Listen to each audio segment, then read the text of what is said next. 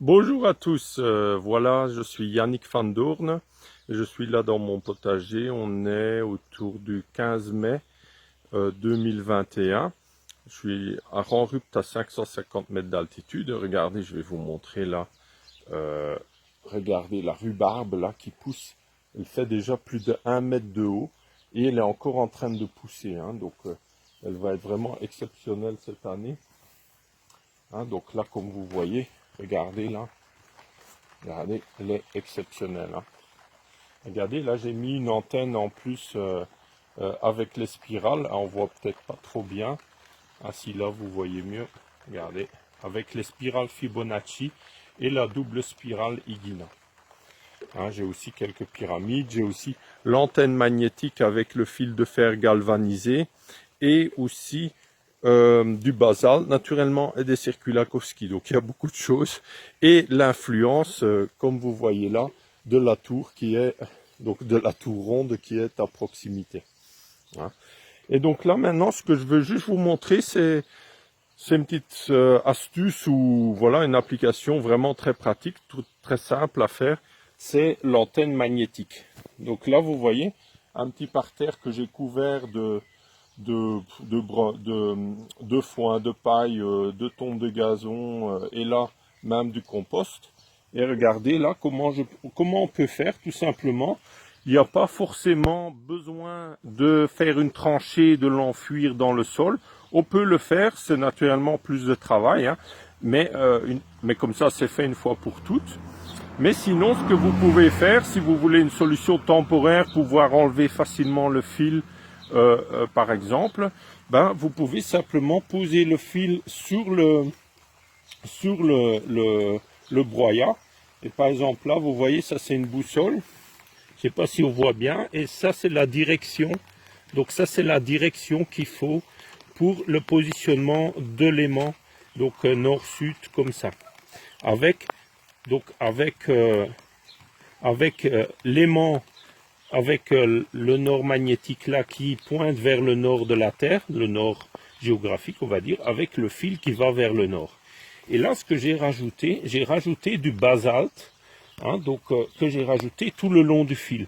Et cela peut encore augmenter l'effet de l'antenne magnétique. Hein. Donc l'idée c'est toujours d'augmenter la résonance ou l'effet antenne avec le champ magnétique terrestre. Et donc là, vous avez mon antenne magnétique positionnée nord-sud. Vous voyez, là, comme ça. Si maintenant je le mettrais dans l'autre sens, regardez, si je le mets dans l'autre sens, vous voyez, alors il est contraire au champ magnétique terrestre. Donc il faut le mettre dans le bon sens selon le champ magnétique terrestre. Et alors c'est bon. Si vous le mettez dans le bon sens, ben c'est bon, hein, c'est simple, hein, c'est pas compliqué.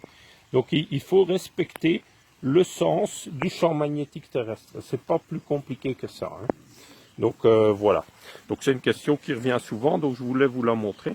Après, ben, vous pouvez couvrir tout simplement le fil avec du compost ou avec même de la terre, hein, si vous faites une tranchée ou quoi que ce soit.